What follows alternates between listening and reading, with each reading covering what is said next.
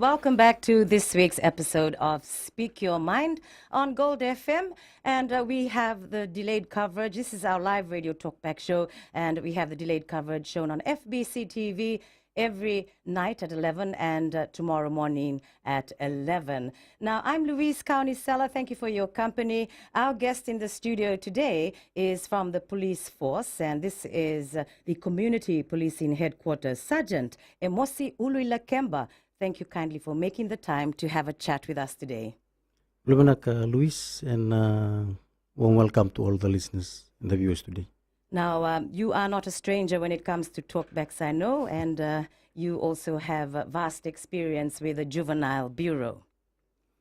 Yes, ma'am. I was there before I moved up to the Community Policing Headquarters as part of a strategic move of shifting our proactive programs again to be under the Director of Community Policing. So I've spent a few years with the Juvenile Bureau and also done a study in New Zealand with regards to children.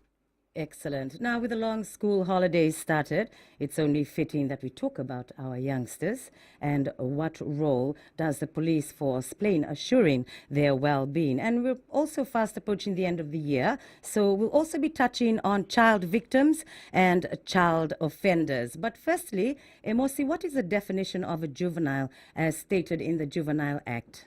Thank you, Luis. A juvenile is any person who has not become an adult.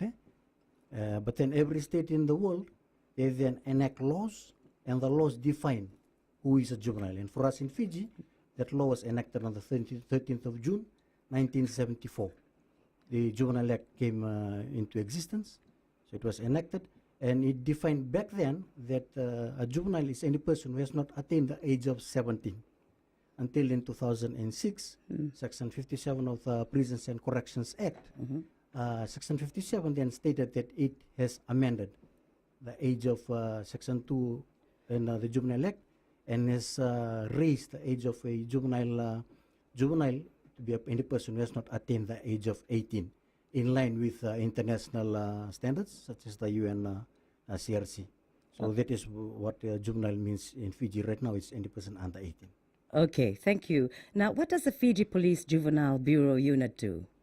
Thank you. The Fiji Police Juvenile Bureau Unit, Louis, it was initially set up in 1979 as a result of a finding from the 1975 Royal Commission of Inquiry that was conducted back then by the government back then, and the team that did the research on or that inquired about crime trends in Fiji, they found out back then that the involvement of youths and juveniles in crime was high.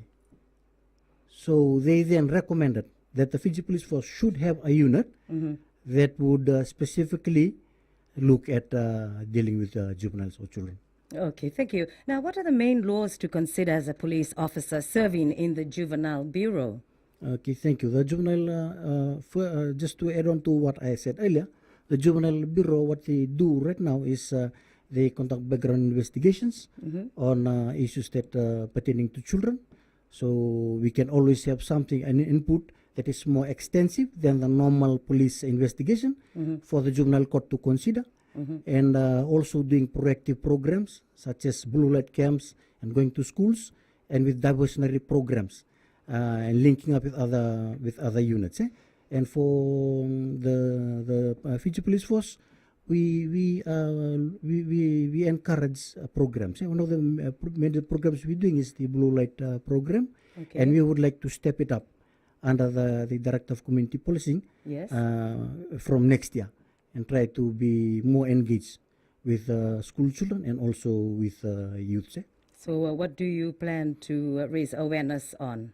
Okay, for the awareness that we are looking, we are trying to diversify, not only to focus on children, but everyone that are linked to children. For example, looking at developing programs for the parents, so that they could adjust to the changes today, in order for them to be able to parent relevant to this time of the changes, and also prepare our children now to become smarter parents tomorrow. So we are on we are working on developing those kind of packages and moving further than where we are at the moment. So I believe you've been doing quite a bit of traveling, raising awareness to the community of, our underage children. Could you elaborate on that, please? Thank you, Luis. I'm thankful that the organization allows me to be involved with other organizations with the belief that we could always work together in trying to reach out to the people and interact and talk about the issue about children. So I've been around the country in most parts of the countries, talking and raising this awareness on family and children, and also doing programs. And our work right now, we have also reached out into the region, working with the Pacific Islanders, and lately we've been involved with New Zealand and Australia, and we are roping into the Blue Light International Family and also the Police Citizens Youth Club that has 64 centers in Australia, and trying to adopt those ideas and for them to be our partners in trying to work with our youths. That's really good. So you do go out to outer islands and talk about child issues. So what is it that you notice during your traveling when you talk to the people? What have you seen? What have you found out? The thing that I've found out, this is my personal opinion, when I go to all the islands, in the low groups, going to Vanuatu, going to Lomaiviti, and also Kandavu, and I'm hopeful that I'm going to reach out to the Asawas, Right. and also the villages in the two main islands. Going out there, and one of the things that we find out is the lack of knowledge or information with regards, and it's like parents are in a dilemma. There is an air of chaos with regards to children because of the laws that are coming in, child protection laws that are coming in. Okay. So they are trying to grasp the change and trying to understand. So like our nature is, whenever there is always a new thing, there is bound to be conflicts. All right. Anyway, stay with us. We'll be back shortly on Speak Your Mind. Gold FM, only the classic hits.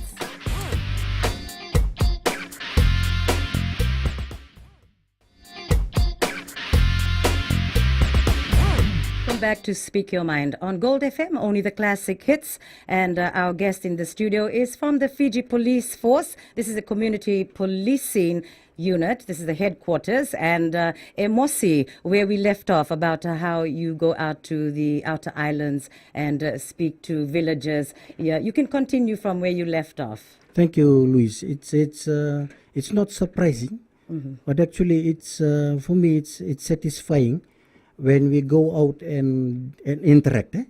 Interact is just more than just awareness, but interact and we discuss issues, and when people better understand, then we feel that the burden of ownership they're beginning to accept. Because one of the things is we do not only have the constitutional right of children and also the Juvenile Act and other laws that really, there are also child protection components of the law, in components in all other laws. For example, our Crimes Act, or Crimes Decree, which was now it's the Crimes Act. Yes. Yeah. So a child is protected from the womb to the tomb. In every law, there is always a component of child protection. Okay, so when you go to the outer islands, when you talk about issues, what other issues are being faced by the people who live in outer islands? Thank you. One of the biggest conflicting issue right now is the law on the rights of the child, the rights of the child, and also the domestic violence law. Okay. Yeah, it challenges our traditional and our religious structure, Right.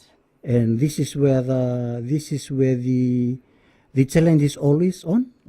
So it's about helping them understand, in order for them to be able to take it on board, that it is what's supposed to be present, and for them to work out ways. So what I do is I don't like to dwell a lot on the problem that they're seeing. I just try to help them to shift their paradigm in order for them to see it from a different perspective. For example, they are always talking about children having their rights, and now we cannot correct them on all this stuff. And I Yeah. always tell them, see, while we are thinking and feeling pity on ourselves as parents, as guardians, that it's more challenging to be a parent today. Of course, it is. Don't you think it's more challenging to be a child today? Because a child today is born into this electronic world, Yes. technology, globalization. Right. So when they are born into it, they were not asked to be born into this time, and it's our role and responsibility to look from their perspective and see how can we help them become better parents tomorrow, and also to navigate with the challenges that they are like born into an electronic library. Not like our time, there were only a few windows from the parents, from the church, from the school. Yes. Today, a child that leaves the home is exposed to technology. Exactly. Internet. That is where they become exposed to certain issues. And if we don't talk to help guide them with what they are exposed to, then this is where the issue comes. So their rights is not there to stop us from carrying out our responsibility. It is just challenging us to adjust the way we deal with them today. Yes. So, like for the outer islands, do they have access to internet quite a bit compared to before? Yes, right now, almost everywhere we go, it's either Digicel or Vodafone. People are accessing internet by phone. Yes. Yeah. So it's that is why I'm saying it's more challenging today. Yeah. Because now the world is at your fingertip. It's really at the fingertip. When you go to the out islands, they know where the network catches, and you'll see people sitting around. Really? Yeah. In some of the highlands, there are certain networks that catches. Yes. So it is more extensive.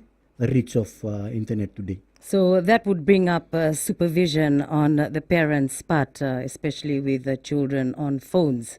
Because, I mean, if a parent is not there and you're just leaving the kid to do whatever he wants on internet, goodness knows what he or she will be watching. You know what I mean? So I suppose you incorporate this into your awareness as well? Yeah, that is why we always include our cybercrime unit. Okay. Because they go out and train and become specialists in those fields. And they help educate the children and also the parents about the risks, and for them to understand the world that they are living in now. Yeah. And in order just to help them understand, because we cannot take technology away from our children. Right. Because this is what it makes them relevant. Yeah. But for them to just become responsible Yeah. in how they are going to do that, and they can only know that if people that have the know-how and the understanding comes and share it to them. And it's a wonder. Last week on Friday, we were invited by the New Methodist Christian Fellowship, and when we were delivering during that morning, and I was watching the live stream later, and I was seeing the comments, Yes. and people were acknowledging the knowledge that they were receiving. See, that's And they very were good. saying that they were encouraging their superintendent if he could have more programs like this, not only for the youth and the children, for the parents too. So Yes. it's really a need. Yes, I mean, because supervision, I mean, for parents and guardians, I think this is really important. I mean, because I read earlier in the year, you know, children as young as 11 years old, you know, committing sexual acts against a 5-year-old. You know, these things really get to me, and I'm wondering, like, if you're in the village or even in the city, you know, to be actually, you know, for a child to be doing that. I mean, could you answer me on that? I mean, how is it that an 11-year-old can commit a sexual act against a 5-year-old? And it's happening quite often too. Yeah, children committing those kind of act, they are not born and immediately know what to do. Oh, okay. Yeah, those we call it. Those are reactions to exposures. I see. They were exposed somewhere, somehow. So if it wasn't through the internet, what else could it have been? Yeah, and The exposure. What could you explain? sometimes they can see it happening. In some of the cases where they were asked, they said that they saw it from their elder sibling, doing it with a partner, or in the home. So what this child protection law is simply trying to do is trying to elevate our awareness on our children.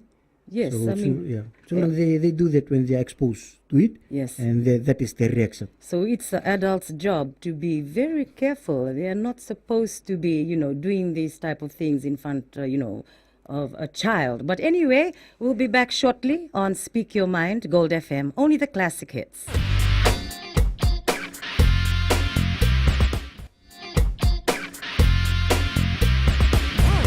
This is Speak Your Mind on Gold FM, only the classic hits, our live radio talkback show. So if you have a question, you can call, or if there's something that you'd like to share with us, our numbers 3220906, or if you have a Digicel phone 77320906. We have from the Fiji Police Force Community Policing Headquarters, Sergeant Emosi Lakemba, who's been explaining to us everything about our young people. But can you explain what the Child Welfare Decree contains? Thank you, Luis. If you see the Juvenile Act, it's simply an act that makes provisions for the care and protection of juveniles in need of care, protection or control, and also for the correction of young offenders and juvenile delinquents. So that law covers three groups of children. Okay. Those who need care, they are not lawbreakers or delinquents, but maybe due to them being destitute or being abandoned or being orphans or living in a home where they become the victim of an offense. Yes. So they are covered under that act. What needs to be done to them, and the permanent secretary for Director of Social Welfare, he is then empowered under that law, mandated by law, to see that the child is taken care of. And for juvenile delinquents, these juveniles that are beyond control, they may not be breaking the law, but they are showing forth behaviors that is indicating to us that they could become young offenders. Yeah. So the law also has provisions for that, what needs to be done. And then we have young offenders, those who break the law. They conduct an act that the law says that is wrong, according it's a crime. So those are the provisions of the Juvenile Act. The Child Welfare Act, which was a decree and now it's an act, came into place. There were a few highlights there. One of them is the mandatory reporting. And it identifies who are mandated by law, identified as professionals, and are mandated by law that when they suspect or they hear or they know of any harm or anything happened to a child, they need to report. If not, it's an offense, not to report. And one of the objectives behind it is that, for all the states, from all the agencies that deal with children, for example, in the health, if they come across issues, they need to be immediately, the permanent secretary for social welfare needs to be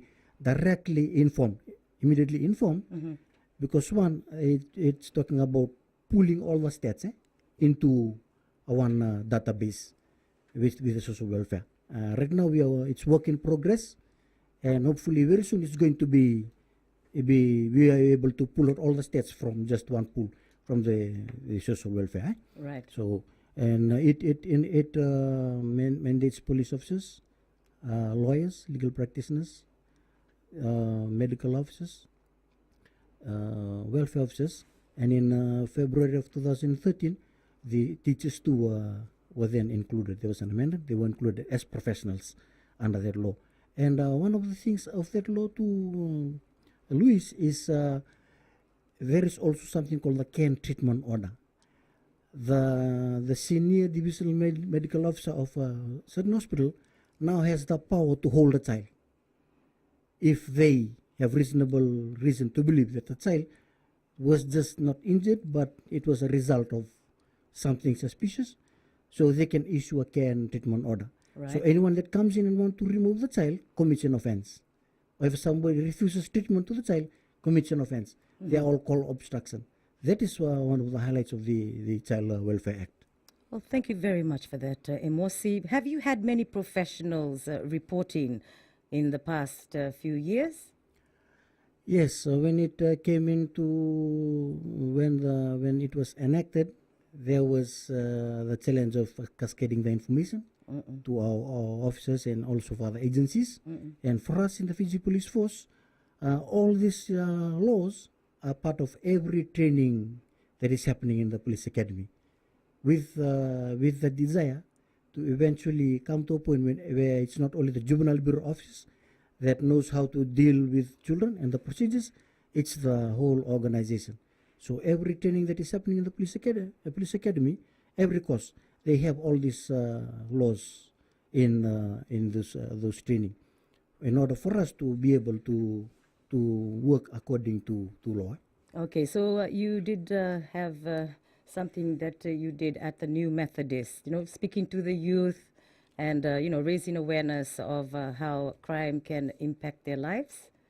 So, this is a religious organization. Do you have any other religious organizations who actually come forward to the police to help you out? Because it's not all about police doing everything. You need to work with everyone, I'm sure. Yes, as a police officer, we are mandated by law, the Section 5 of the Police Act, to see that law and order is maintained. But while we are paid to see that we maintain law and order, we want to work in partnership with everyone to ensure that where they are is safe. They live in peace. Maybe they bought a piece of land, a block of land. They wouldn't want anybody to interfere, disturb their privacy or their peace. So we are just mandated by law, but we wish to work with them. And we are thankful that last year and going on to this year, there's a lot of churches that are requesting for us to be part of their programs. And New Methodist is one of the churches that does that. In the past few years, they've been engaging us during the youth programs. And just lately during the all-men seminar for the Catholic that happened in Korlew, Okay. in the second term holiday, I was there with our director. And then I was invited again for the Catholic Women's League that happened in Werrikee. So I spent the weekend there raising awareness. And also the Methodist Church, the AG Church, most of the churches are coming forth. They have realized that no one can stand alone now. Yeah, it's a responsibility of everyone. So we are glad, we are thankful to the churches for allowing us those windows of opportunities, and when that happens, it enlightens the people, and at the same time empowers some who are going through some situation. And sometimes immediately after we see reports coming in, like there are spikes in reports. So looking at it from the positive side, it could be an indicator that the awareness is being effective, and it's empowering people. That's great. Now, for the protection units, how a child comes under the protection of the police force. But unfortunately, we'll have to go into a short break, and we'll be back shortly on Speak Your Mind, Gold FM, only the classic hits.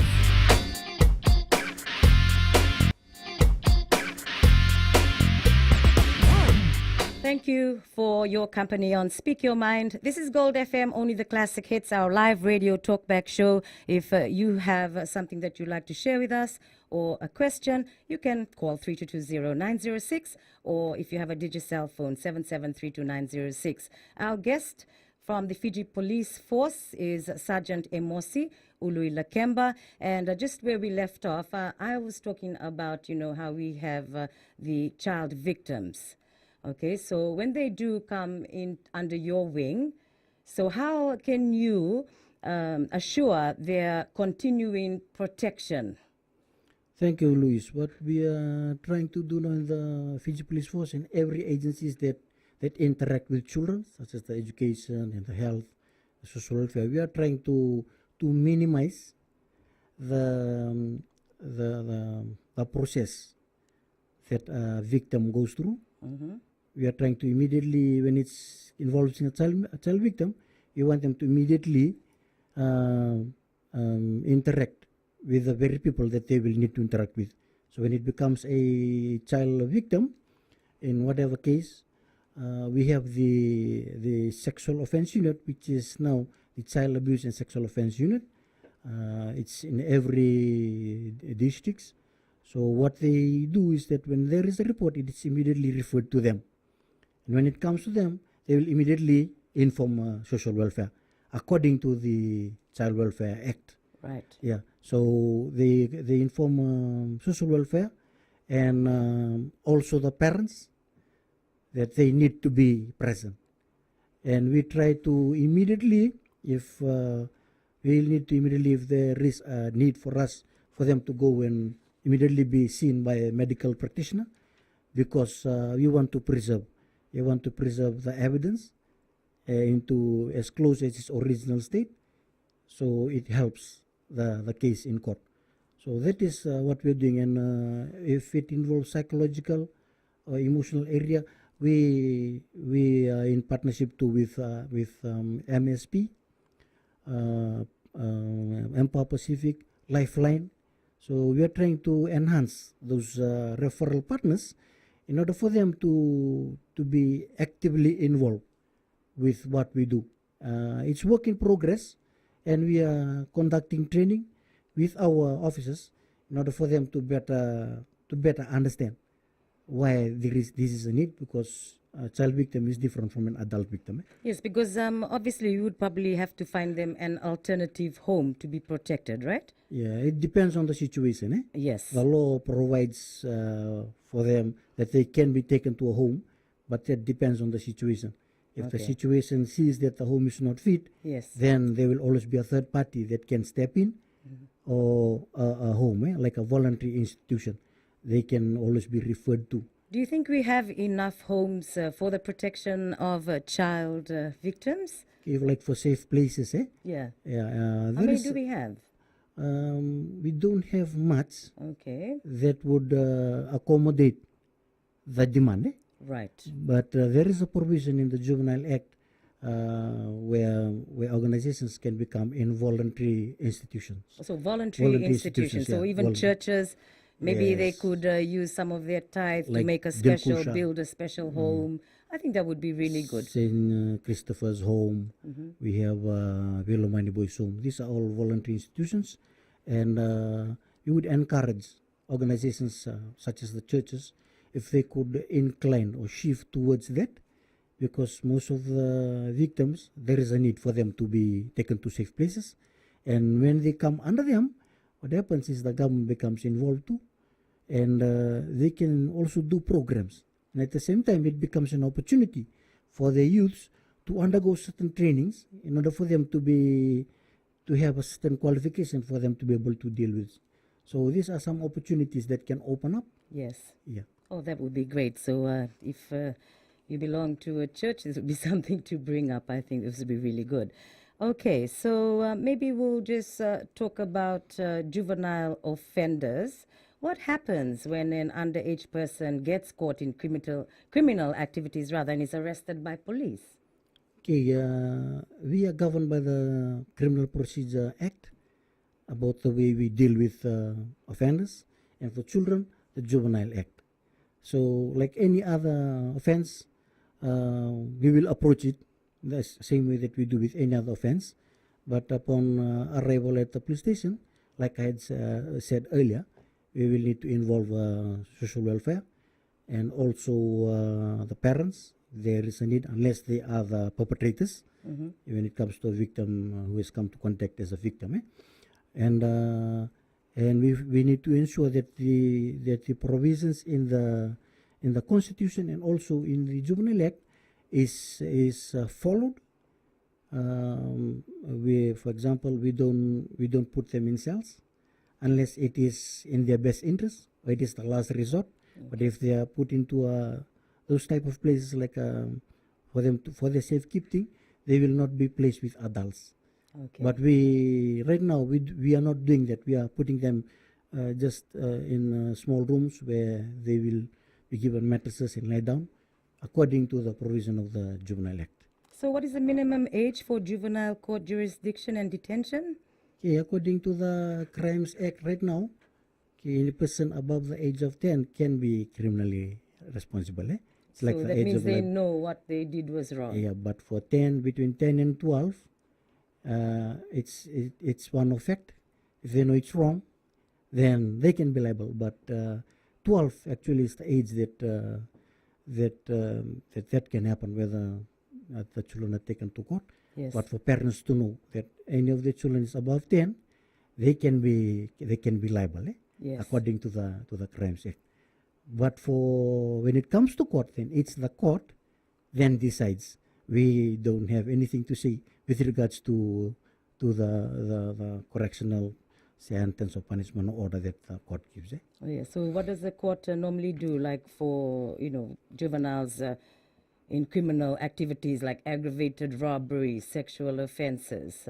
Where do they go? Thank you. For unless it's a very grave crime, Right. For So what is a example, like grave crime for grave crime under the Juvenile a Act. child? Grave crime under the Juvenile Act is one of murder, attempted murder, manslaughter, or acts that is intended to cause grievous harm. Yes. Yeah, so these are termed as grave crimes under the Juvenile Act. Right. So the court then deals with it according to their discretion. Okay. All right, then. We'll be back again soon. Stay with us. This is Speak Your Mind on Gold FM, only the classic hits.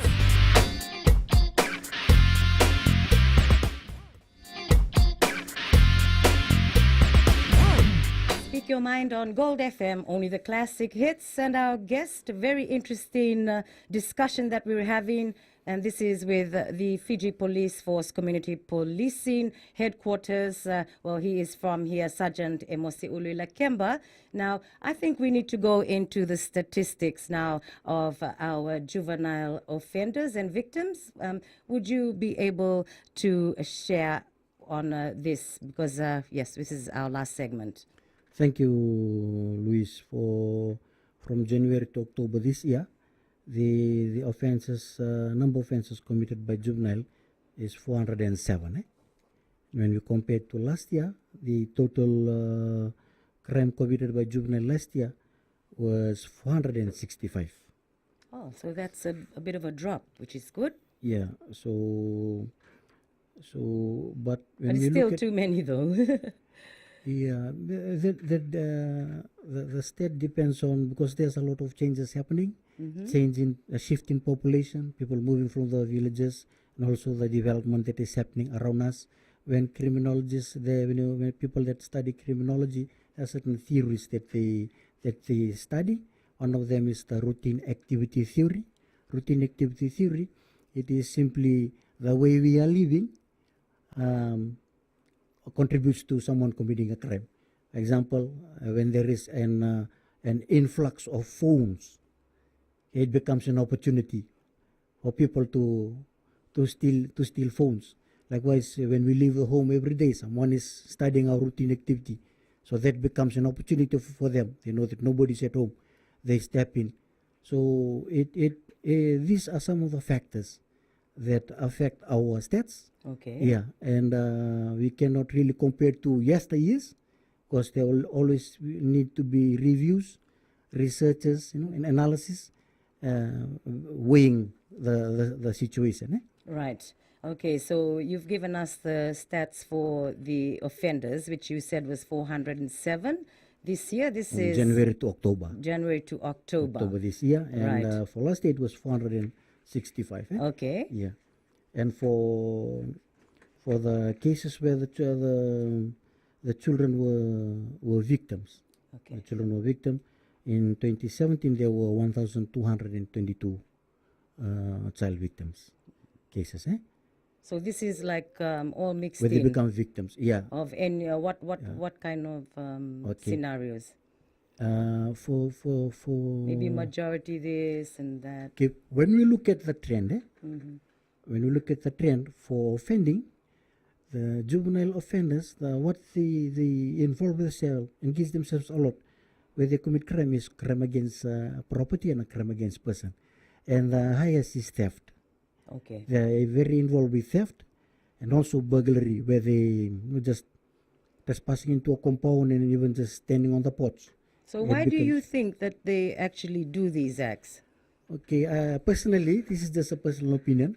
I am hopeful that scholars that are listening, or maybe higher institutions such as the universities, they could offer us assistance by helping us with the analysis and the research as part of their work, in order for us to be driven by facts. We have stats, we can be stats driven, but they could help us come down to the facts with researchers. Yeah, but from my personal opinion is that children have this there is something about youth, teenagers, adolescents. When I was schooling in New Zealand, they said that studies found out that when two adolescents meet, they say the feel good drug, dopamine flows. Okay. So that's why, They get up to yeah, mischief. yeah, like for me, I have daughters at home. It's either their friends come home or they go to their friends. Right. Everything is their Yeah, friends first. so it is natural. Yeah. And because of that, they do dopey decisions. Right. And when we leave them on their own and don't talk or look for ways in order for us to engage them, like setting, okay, we'll form a club for you, volleyball club. Okay, so you Right. become engaged, then these are some of the things that can happen. Yes. Yeah, so this is one of the things I believe that pushes them to do those kind of daring, just crossing into the park and they feeling good about themselves, and most of them do not know why. And this is part of the challenge that we have. We are developing training packages that we could take it out to the youth and also to the parents, so that people begin to know and begin to see what is happening, understanding the changes, the dynamics, in order for them to adjust right. To adjust right. So you could say maybe they're bored or they don't have any other interesting thing to do. Maybe you can put them in a rugby club or get them to take the guitar lessons or something. Yes, we need to be very creative. What we are doing right now is we are working in partnership with the Fiji Sports Commission, with the sporting bodies, and we started with Lemileste in December. We are helping them coordinate youth groups and bringing the Ministry of Youth, registering them there so they also can benefit through the opportunities that are there, and at the same time conducting training of trainers. So now if you see in Suba, there are a lot of volleyball tournaments happening. There are 7-side tournaments happening. Most of them, this is what they have taken away from that. So what we are trying to do is do something like Australia is doing for us, like the Police Youth Citizens Club. They have 64 centers in Australia, and it's an organization that runs on its own, but its constitution only allows them to work with police. So they form citizen youth police clubs in other boxing or even dancing and all this stuff, and they are going on to represent the national team. So See? that is the idea we are trying to rope in, and they are very willing to be part of it. That is something that it's like a way forward if you can think of doing those type of programs. This is excellent, Sergeant Emosi, and I really do hope that this comes through well, and at least you've got a start to it already. So just on our children again, so you have completed the statistics, have you, with the victims? For child victims, most of them are victims of sexual offenses. Oh man, this is the horrible part. This is the one that really infuriates me, and especially when I see grandfathers going for the little ones. I just can't imagine how an adult could actually commit such an horrible act. Yeah, it is something that everyone needs to review. Yeah, because in the news, I mean, for us, we just hear, oh, grandfather, uncle, and all this. What's going on? But anyway, I also believe that a lot of troubled children come from broken homes. That's the sad reality. And I think, like you said, maybe get the churches involved and all this, they lack in love from home. But unfortunately, I know we could chat all afternoon, Sergeant Emosi. But before we leave, maybe you could just give your contact for maybe any other organization who may be interested in inviting the Fiji Police Force to, raise awareness or make a nice speech at one of their events. Thank you, ma'am. They can either write directly to the Commissioner of Police, seeking his request on any certain issue, or they can contact the Director of Community Policy. His number is 9906 842. 9906 842. Okay. And his email address is cwanga@yahoo.com. cwanga@yahoo.com. And for me, my number is 9905 728 9905 728 or 9257 547 9257 547, or contact me on my email moshului@gmail.com. That's MOSHULUI@gmail.com. Well, that's it. It's been lovely talking to you, Sergeant Emosi, and thank you so much for being a beacon of light to our children.